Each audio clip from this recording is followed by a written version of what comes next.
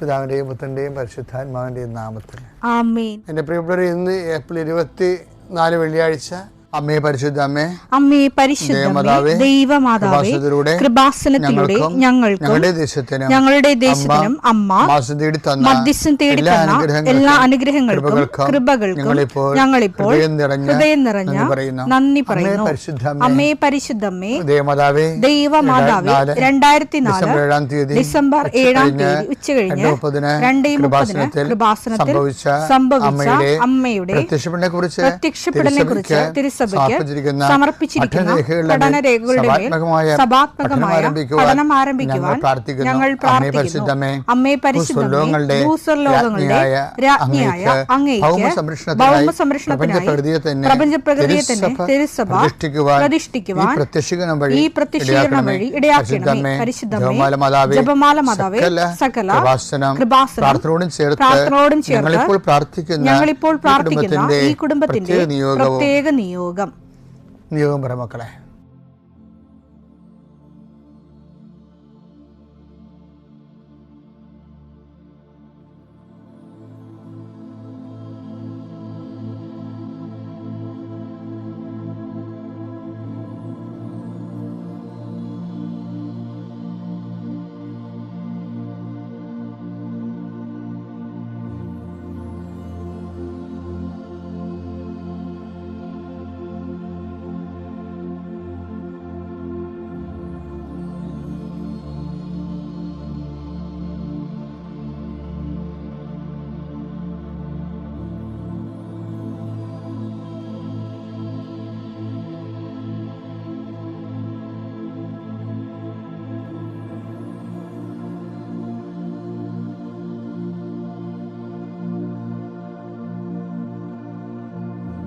അമ്മയുടെ പ്രത്യക്ഷീകരണത്തിന്റെ ഈ അനുഗ്രഹവേളയിൽ ഞങ്ങൾക്ക് സാധിച്ചു തരുവാൻ കനിയണമേ. ആമേൻ. വിശ്വാസ പ്രമാണം. സർവശക്തനായ പിതാവും ആകാശത്തിന്റെയും ഭൂമിയുടെയും സൃഷ്ടാവുമായ ദൈവത്തിൽ ഞാൻ വിശ്വസിക്കുന്നു. അവിടുത്തെ ഏകപുത്രനും ഞങ്ങളുടെ കർത്താവുമായ ഈശോമിശിഹായിലും ഞാൻ വിശ്വസിക്കുന്നു. ഈ പുത്രൻ പരിശുദ്ധാത്മാവിനാൽ ഗർഭസ്ഥനായി കന്യകാമറിയത്തിൽ നിന്ന് പിറന്ന് പൊന്തിയോസ് പീലാത്തോസിന്റെ കാലത്ത് പീഡകൾ സഹിച്ച് കുരിശിൽ തറയ്ക്കപ്പെട്ട് മരിച്ച് അടക്കപ്പെട്ട് പാതാളങ്ങളിൽ ഇറങ്ങി മരിച്ചവരുടെ ഇടയിൽ നിന്ന് 3-ാം നാൾ ഉയർത്ത് സ്വർഗത്തിലേക്ക് എഴുന്നള്ളി സർവശക്തിയുള്ള പിതാവായ ദൈവത്തിന്റെ വലതുഭാഗത്തിരിക്കുന്നു. അവിടെ നിന്ന് ജീവിക്കുന്നവരെയും മരിച്ചവരെയും വിധിക്കുവാൻ വരുമെന്നും ഞാൻ വിശ്വസിക്കുന്നു. പരിശുദ്ധാത്മാവിലും ഞാൻ വിശ്വസിക്കുന്നു. വിശുദ്ധ കത്തോലിക്കാ സഭയിലും പുണ്യവാന്മാരുടെ ഐക്യത്തിലും പാപങ്ങളുടെ മോചനത്തിലും ശരീരത്തിന്റെ ഉയർപ്പിലും നിത്യമായ ജീവിതത്തിലും ഞാൻ വിശ്വസിക്കുന്നു. ആമേൻ. സ്വർഗ്ഗസ്ഥനായ ഞങ്ങളുടെ പിതാവേ, അങ്ങയുടെ നാമം പൂജിതമാകണമേ. അങ്ങയുടെ രാജ്യം വരണമേ. അങ്ങയുടെ തിരുമനസ് സ്വർഗത്തിലെ പോലെ ഭൂമിയിലും ആകണമേ. അന്നു വേണ്ടുന്ന ആഹാരം ഇന്ന് ഞങ്ങൾക്ക് തരണമേ. ഞങ്ങളോട് തെറ്റ് ചെയ്യുന്നവരോട് ഞങ്ങൾ ക്ഷമിക്കുന്നത് പോലെ ഞങ്ങളുടെ തെറ്റുകൾ ഞങ്ങളോടും ക്ഷമിക്കണമേ. ഞങ്ങളെ പ്രലോഭനത്തിൽ ഉൾപ്പെടുത്തരുതേ, തിന്മയിൽ ഞങ്ങൾ രക്ഷിക്കണമേ. ആമേൻ. നന്മ നിറഞ്ഞ മറിയമേ, സ്വസ്തി. കർത്താവ് അങ്ങയുടെ കൂടെ സ്ത്രീകളിൽ അങ്ങ് അനുഗ്രഹിക്കപ്പെട്ടവളാകുന്നു. അങ്ങയുടെ ഉദരത്തിൻ ഫലമായി ഈശോ അനുഗ്രഹിക്കപ്പെട്ടവനാകുന്നു. പരിശുദ്ധ മറിയമേ, തമ്പുരാന്റെ അമ്മേ, പാപികളായ ഞങ്ങൾക്ക് വേണ്ടി ഇപ്പോഴും ഞങ്ങളുടെ മരണസമയത്തും തമ്പുരാനോട് അപേക്ഷിക്കണമേ. ആമേൻ. കർത്താവേ, നിന്റെ ഉന്നതമായ നാമത്തിന് സ്തോത്രം ചെയ്യും. കർത്താവേ, നിന്റെ വിശുദ്ധ പൗരോഹിത്യത്തെ മഹത്വപ്പെടുത്തണമേ. കർത്താവെ, സഭയിലുള്ള സാന്നിധ്യം പ്രകടമാക്കണമേ. 40 വർഷം ഞാൻ അർപ്പിച്ച കൃപാന്റെ യുഗതിയാൽ കൃപാസ്ഥാനത്താറെ ജീവനോടെ പ്രത്യക്ഷപ്പെട്ട മാതാവിന്റെ മാധ്യസ്ഥ രോഗികൾ, പീഡിതരെ, മാനസിക സംഘർഷം അനുഭവിക്കുന്നവരെ, ഡിപ്രഷൻ അനുഭവിക്കുന്നവര്, മരുന്ന് കഴിച്ചിട്ട് ഉറക്കം മൂടുകയും ശരീരം തൂക്കം വെക്കുകയും ചെയ്യുന്നതല്ലാതെ പ്രത്യേകിച്ച് പ്രയോജനമൊന്നും ഇല്ലാതെ ഡിപ്രഷൻ കൊണ്ട് വേദനിച്ച് ജീവിക്കുന്ന ആൾക്കാരെ കർത്താവേ, നീ അവരെ തൊടണമെന്ന് പ്രാർത്ഥിക്കുന്നു. ഓട്ടിസം കുഞ്ഞുങ്ങളെ, ഹൈപ്പർ ആക്ടിവിറ്റി കുഞ്ഞുങ്ങൾ, അവിടെ മാതാപിതാക്കന്മാരെ മനസ്സ് കെട്ടുപോയവരെ, തകർച്ച സങ്കടം കൊണ്ട് അവർക്ക് ജീവിക്കാൻ പറ്റാത്തവർ, ജീവിക്കാൻ വേണ്ടി ജീവിതത്തോട് മൽപ്പിടുത്തം നടത്തുന്നവർ, മരുന്ന് കഴിച്ചിട്ടും രോഗം സുഖമാക്കാതെയും രോഗം പൊറുക്കാതെയും ഇരിക്കുന്നവർ, എൻ്റെ കർത്താവിന് ഉന്നതമായ നാമത്തിൽ സഭയുടെ അധികാരത്തിൽ കുരിശിൻ്റെ അടയാളത്തിൽ ദൈവശക്തിയാൽ നിങ്ങൾക്ക് ദൈവസന്ധിപ്പും സൗഖ്യം ലഭിക്കട്ടെ. പിതാവും പുത്രനും പരിശുദ്ധാത്മാവുമായ സർവ്വേശ്വരാ എന്നേക്കും. ആമേൻ. എൻ്റെ പ്രിയപ്പെട്ടവരെ, ഞാൻ ഈ കഴിഞ്ഞ ദിവസങ്ങളിലേ വെറുതെ ഒരു കുസൃതി ചിന്ത എൻ്റെ മനസ്സിൽ വന്നു. കുസൃതിയല്ല, അത് ഒരു സയൻറ്റിഫിക് തോട്ടാണ്. ചില എന്തുകൊണ്ടാണ് ഈ മൺസൂണില്ലേ, കഴിഞ്ഞ ദിവസങ്ങളിൽ ഒരു ഭയങ്കര മഴയും കാറ്റും ഉണ്ടായിരുന്നു. അപ്പോൾ ഞാൻ ചിന്തിച്ചു പോയതാ, എന്തുകൊണ്ടാണ് ഈ മൺസൂൺ കാലത്ത് നമ്മുടെ ചെടികളില്ലേ, ചെടികൾ, മരങ്ങൾ എല്ലാം വളർച്ച അറസ്റ്റ് ചെയ്ത് ഇങ്ങനെ ഡോർഫായിട്ട് നിൽക്കും, ഡ്രൂപ്പായിട്ട് നിൽക്കും, അതായത് ഇങ്ങനെ മുരടിച്ച് നിൽക്കും. അപ്പോൾ അത് എന്തുകൊണ്ടാണ് ഇങ്ങനെ മുരടിച്ച് നിൽക്കുന്നത്? മഴക്കാലത്ത് നല്ല വെള്ളം കിട്ടുമ്പോൾ ചാടി വളരേണ്ടതല്ലേ, അതിന് പകരം നേരെ കിഴിപ്പോട്ടാണല്ലോ ചെടി വളരണത് എന്ന് ചിന്തിച്ച് ഞാൻ നമ്മുടെ ChatGPT സാധനം അടിച്ച് നോക്കി. എന്തുകൊണ്ടാണ് മൺസൂൺ കാലത്ത് ഇങ്ങനെ ട്രീസ് ഇങ്ങനെ ഡ്രൂപ്പ് മുരടിച്ച് പോണതെന്ന്. അപ്പോൾ അവർ 2-3 കാര്യങ്ങൾ പറഞ്ഞവർ. ഒന്നാമത്തെ കാര്യം പറഞ്ഞത്, ഈ മൺസൂൺ കാലത്ത് എപ്പോഴും മഴയായിരിക്കുമല്ലോ. മഴയായിരിക്കുമ്പോൾ ഈ മഴ മേഘങ്ങൾ എപ്പോഴും ഇങ്ങനെ ആകാശത്ത് തങ്ങി നിൽക്കും. അത് കാരണം സൂര്യൻ അധികം പ്രകാശം കിട്ടത്തില്ലാത്ത കൊണ്ട് ഫോട്ടോസിന്തസിസ് നടക്കത്തില്ല. ഞാൻ ചിന്തിച്ചില്ല, പക്ഷേ ChatGPT സാധനമുണ്ട്. ഫോട്ടോസിന്തസിസ് നടക്കത്തില്ല, ചെടിക്ക് ആവശ്യമായ ഭക്ഷണം കിട്ടത്തില്ല, അതുകൊണ്ട് അത് മഞ്ഞ നിറമായിട്ട് വളർച്ച മുരടിക്കും. രണ്ടാമതൊരു കാര്യം അത് പറഞ്ഞത്, ഈ വെള്ളം ഹെവി ഡൗൺ പോറല്ലേ, അപ്പോൾ വെള്ളം കെട്ടി നിൽക്കും ചുവട്ടിലൊക്കെ, മരത്തിൻ്റെയൊക്കെ പറമ്പിലൊക്കെ നമ്മൾ കണ്ടിട്ടില്ലേ. അങ്ങനെ വെള്ളം കെട്ടുന്നത് എന്താ കുഴപ്പം, വേരിന് ഓക്സിജൻ കിട്ടത്തില്ല. അപ്പോൾ നമ്മൾ പറയുന്ന കാര്യമില്ല, ഭയങ്കര സീരിയസ് വിഷയമാണ്. വേരിന് ഓക്സിജൻ കിട്ടത്തില്ല. അപ്പം അതുകൊണ്ട് തന്നെ അവിടുന്ന് വെള്ളവും വലിക്കണ പരിപാടിയൊന്നും നടക്കത്തില്ല. വളവും വെള്ളവും ഒന്നും വലിക്കത്തില്ല, ഓക്സിജൻ കിട്ടത്തില്ലേ. അപ്പോൾ അവിടെയും ബ്ലോക്കാവും. പിന്നെ ഈ വെറ്റ് ഡിസീസ് എന്നും പറഞ്ഞ കുറേ സാധനമുണ്ട്. മഴ ഈർപ്പം ഉണ്ടെങ്കിൽ കുറേ ഫംഗസ് ഒക്കെ വരും. അങ്ങനെയാണ് വേരിന് അഴുക്കലൊക്കെ വരണത്. അപ്പോൾ ചിലപ്പോൾ വേര് ചീലനൊക്കെ നമ്മൾ പറയത്തില്ലേ, അത് ഫംഗൽ ഇൻഫെക്ഷനാണ്. അപ്പോൾ അവർ പറഞ്ഞാൽ അതിൻ്റെ വേപ്പിൻ്റെ എണ്ണ വേരെ തേക്കണമെന്നൊക്കെ പറഞ്ഞതൊക്കെ. അപ്പം ചെടിയിൽ നിന്ന് കിട്ടുന്ന വരുമാനത്തെ കൂടുതലായിരിക്കും ചിലപ്പോൾ വേപ്പിൻ്റെ എണ്ണ വാങ്ങിച്ച് വേരിന് ട്രീറ്റ് ചെയ്യണമെന്നുള്ളത്. ഭയങ്കര പാടാണ് എല്ലാം.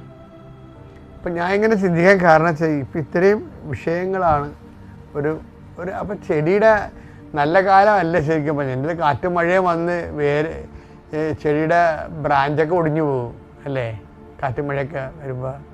ചെടിയെ ചിലയൊക്കെ വേരോടെ ചാഞ്ഞ് നിൽക്കും, ചിലപ്പോൾ വീണ് പോവുകയും ചെയ്യും. അപ്പോൾ മനുഷ്യരെക്കാൾ ഗതികെട്ടൊരു കാലമാണ് ഈ മൺസൂൺ വൃക്ഷങ്ങൾക്കെന്ന് പറയണത്. അതുകൊണ്ടാണ് ദൈവം എല്ലാ കാലത്തും വൃക്ഷങ്ങൾ ഉണ്ടാക്കാതെ, എല്ലാ കാലത്തും മൺസൂൺ ഇല്ലല്ലോ. അപ്പോൾ എന്ത് പരിപാലനമാണ് ചെടികളോട് കാണിക്കണത്? എല്ലാ കാലത്തും മൺസൂൺ ഉണ്ടാകത്തെങ്കിൽ മരങ്ങളുണ്ടാകത്തില്ല, നമ്മൾ മരുഭൂമിയായി പോയേനെ.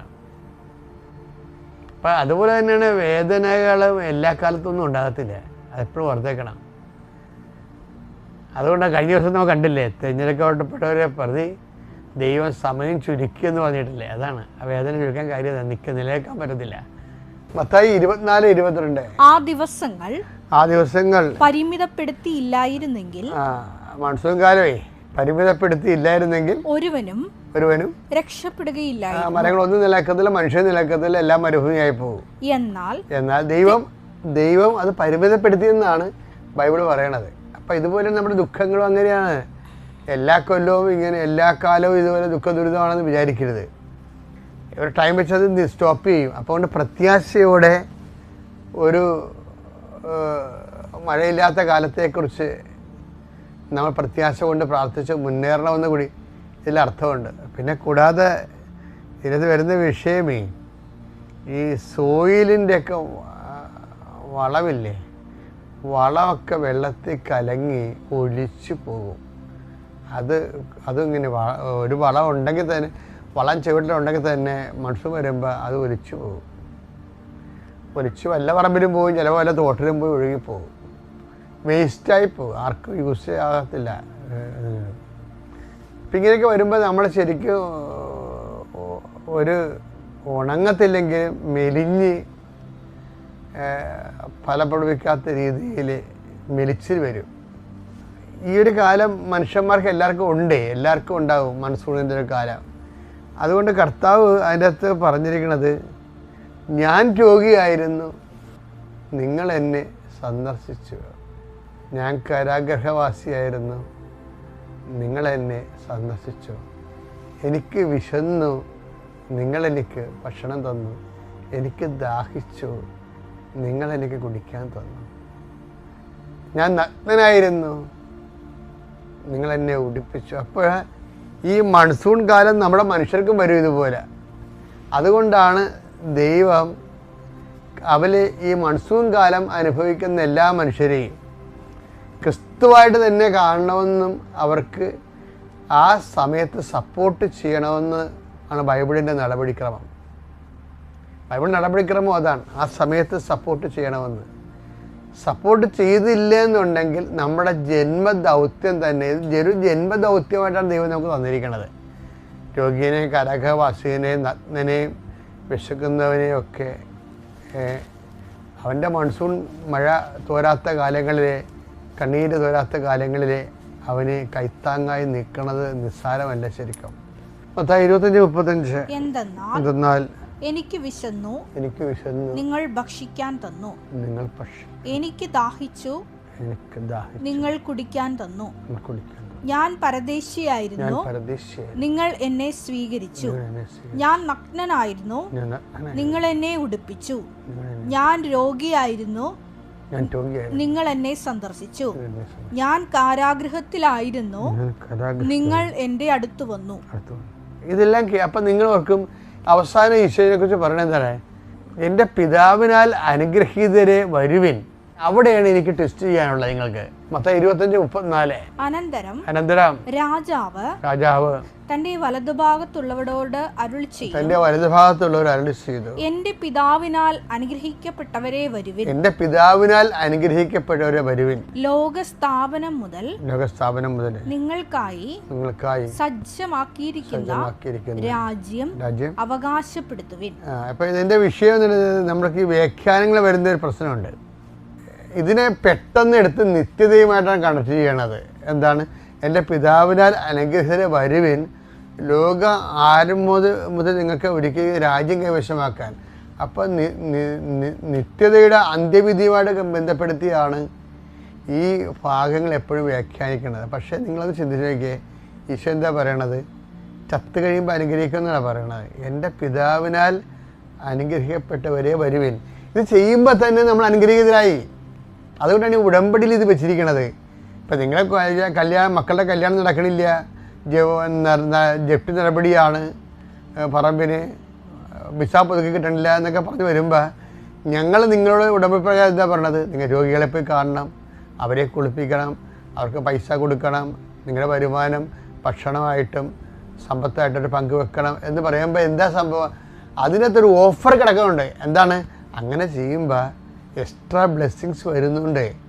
അത് ചത്ത് കഴിയുമ്പോൾ വിധിയാളനായിട്ട് കിട്ടണം മാത്രമല്ല, അത് ആ ഒരൊറ്റ നടപടിക്രമം കൊണ്ട് നമ്മൾ അത് അപ്പം തന്നെ ബ്ലെസ്ഡ് ആകുകയാണ്. അതുകൊണ്ടാണ് ഞാൻ നിങ്ങളോട് എപ്പോഴും ഈ വിഷയത്തെ കാരുണ്യപ്രവൃത്തിയെക്കുറിച്ച് പറയുമ്പോൾ, കാരുണ്യപ്രവൃത്തിയുടെ ഈ മൺസൂൺ കാലത്ത് മനുഷ്യനായി നിൽക്കാൻ കഴിഞ്ഞാലേ നമ്മൾക്കും നമ്മളുടെ മൺസൂൺ കാലങ്ങളെ അതിജീവിക്കാൻ കഴിയും. പിതാവിൻ്റെയും പുത്രൻ്റെയും പരിശുദ്ധാത്മാവിൻ്റെയും നാമത്തിൽ.